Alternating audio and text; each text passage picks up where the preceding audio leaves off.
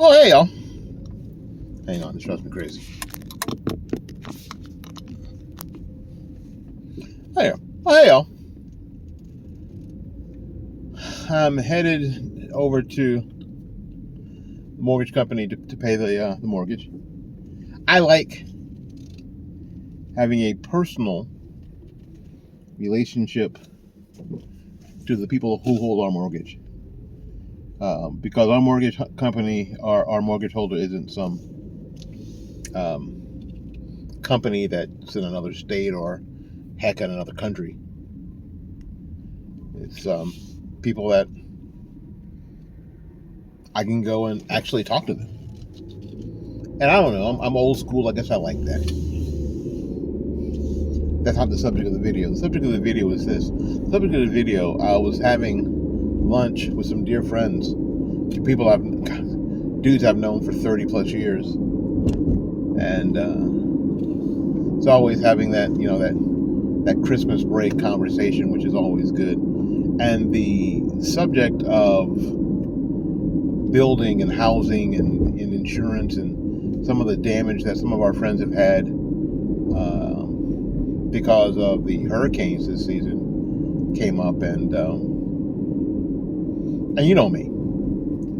My thought is that we need to start having some very serious conversations. Serious conversations on where people can build houses or should build houses. And I know that this is very, very difficult because you know me. I'm a do what you want to do as long as you're not bothering somebody else kind of dude. I'm a free market dude. But there is some common sense that needs to be sprinkled in or sprayed into or onto what we do. I can't imagine that it's not beautiful to be on Florida's west coast and watch the sunsets into the Gulf of Mexico. That must be an incredible thing. Or on the East Coast and watch the sunrises and watch the sun come out of the water. It must be amazing. What an incredible way to live. And just to be on the water, just to be able to hear the water lap up in the evenings or even in the morning, go for a walk on the beach. It must be wonderful. It must be an incredible lifestyle. Not that I'm envious, but I understand. But when you have storms like Helene and Milton come through and cause the amount of damage that they caused, we can sit here and blame it on anthropomorphic global warming and all these things and have these arguments and conversations and all that. The fact of the matter here in Florida, as far as I can see, is that we are building homes where they are not smart to be built. Now, some people had flooding in areas that are not on the coast, and those were infrastructure problems. A lot of them for the most part. Now, I'm not talking about what happened in the Carolinas. I'm talking about what's happening here in Florida. That conversation between Helene damage in the Carolinas and Helene and Milton damage in Florida, different conversations. So don't get those mixed up. We build here in Florida, we build a lot of houses and a lot of housing way close to the beach, like on the beach. On the beach. Where you can walk out of your house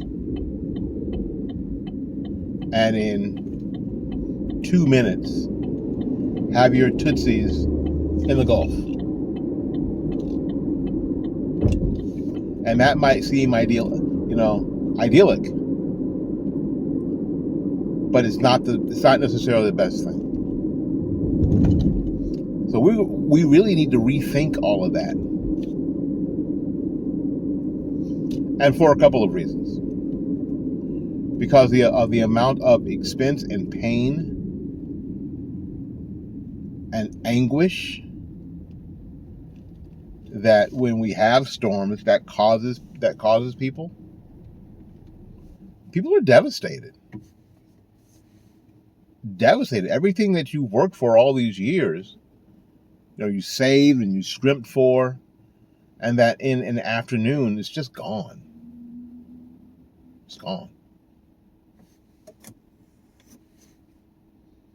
And impossible because of the expense to rebuild.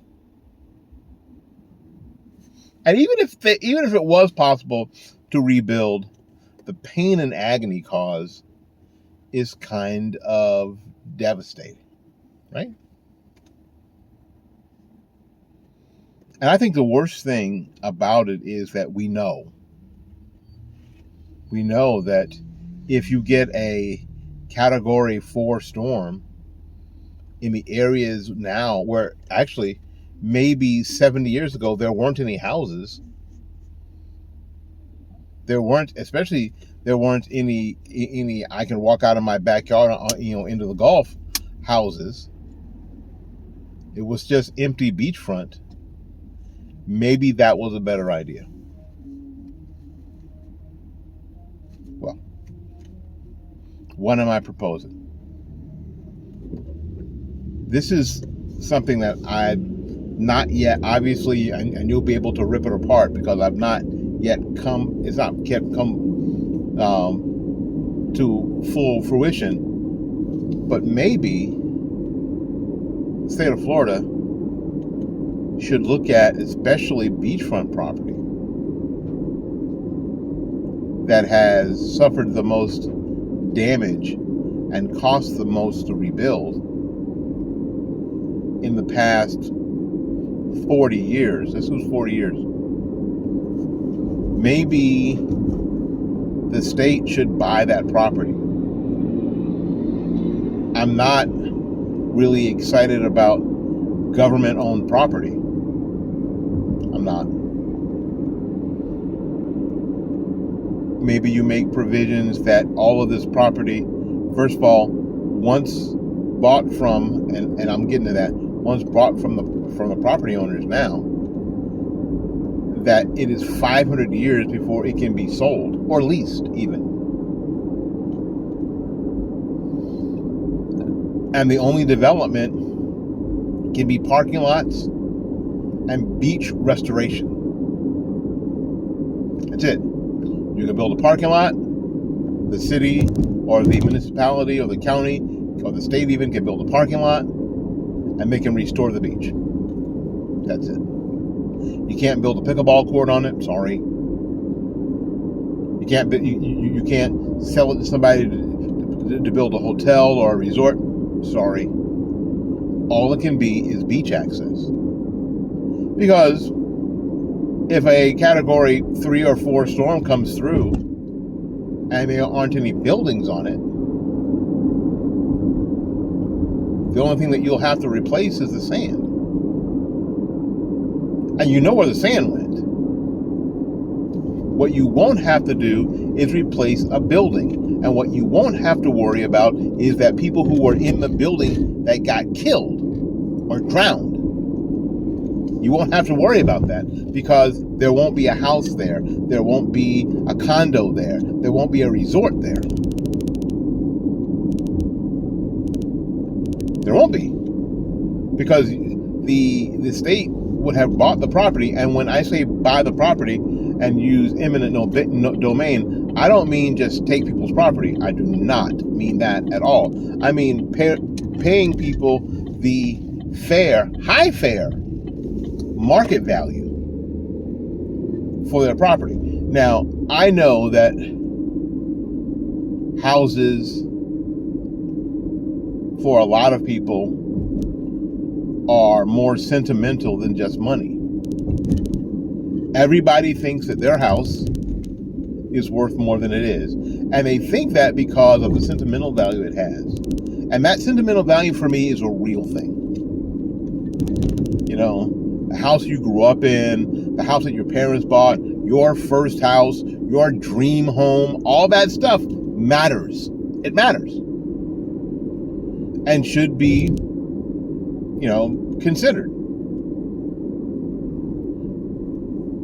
So I understand when I say high fair market value, I mean the regular market value. And if you have to, talk about sentimental value of people's homes and homesteads, I think that that's important. What we're not trying to do is have the state lowball a bunch of people and eminent domain a bunch of people out of their homes. That's not what I want. Please listen to what I'm saying. So we should have high fair market compassionate pricing for people who live in the past 40 years, the most affected, especially beachfront areas. I think we should start there. And no, we can't do it all at one time. Can't afford to do it all at one time. There needs to be a 7 to 10 year program by which to do that. Well, Willie, that would be very expensive. It would be very expensive on the front. It's like a lot of things. It would be very expensive on the front end, yes. But on the back end, the money that you have to spend to rescue people, the money you have to spend to rebuild, the money, all those things, you save on the back end. And you can save on the back end into perpetuity if you're smart.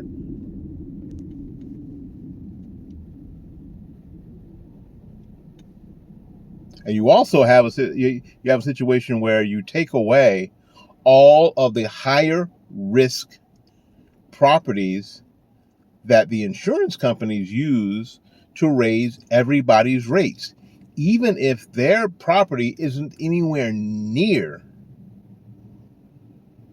the most, quote, dangerous, end quote, properties.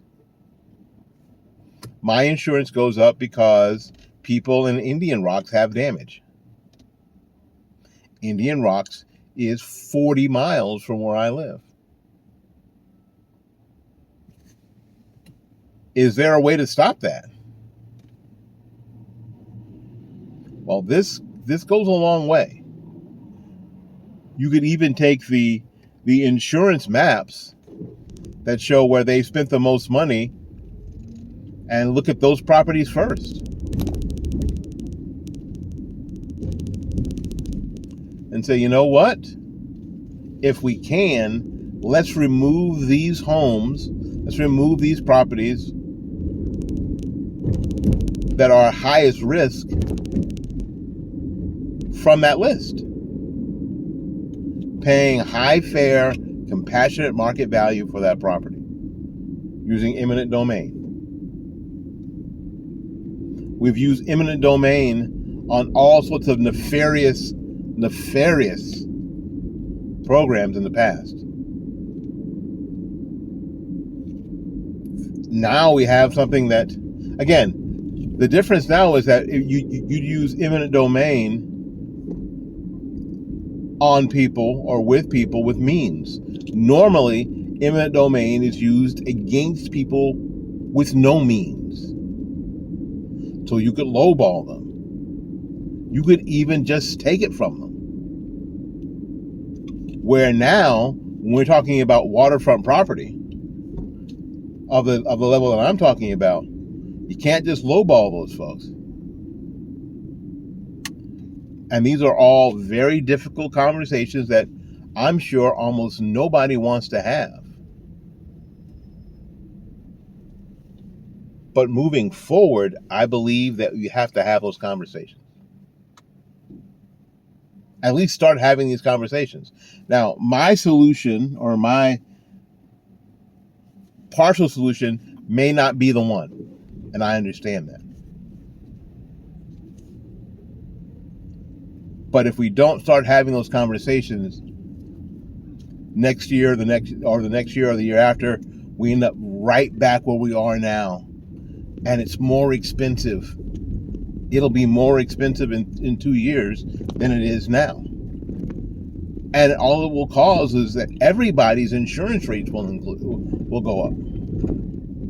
So if there's a way to prevent that or stave that off or make it better than or make it better than it might be, I think it's worth having the conversation, the difficult conversation. And it's difficult, especially because we're the free state of Florida. We want to be able to do whatever we want to do. I'm all about that. But let's be smart about it. You think? Listen, this is just a conversation starter. I want you to think about it. I want you to think on it, cogitate on it. I want you to, and then write down in the comments. Yes, there will be pushback. There will be resistance. I know. I understand. There will be resistance. But there shouldn't be resistance to the conversation. Should they?